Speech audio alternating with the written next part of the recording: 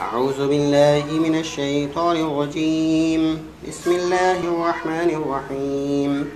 ولا تأكلوا أموالكم بينكم بالباطل وتدلوا بها إلى الحكام لتأكلوا فريقا من أموال الناس بالإثم وأنتم تعلمون.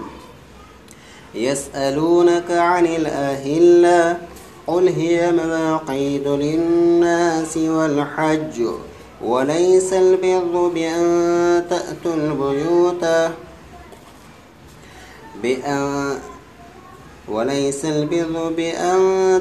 البيوت من ظهورها ولكن البر من اتقى وأتوا البيوت من أبوابها واتقوا الله لعلكم تفلحون.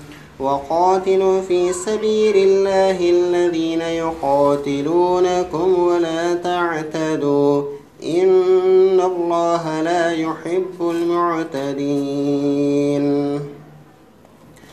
واقتلوهم حيث ثقفتموهم وأخرجوهم من حيث أخرجوكم والفتنة أشد من القتل ولا تقاتلوهم عند المسجد الحرام حتى يقاتلوكم فيه فإن قاتلوكم فاقتلوهم فذلك جزاء الكافرين.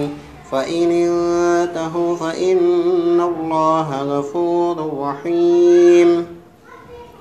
وقاتلوهم حتى لا تكون فتنة ويكون الدين لله فإن انتهوا فلا عدوان إلا على الظالمين.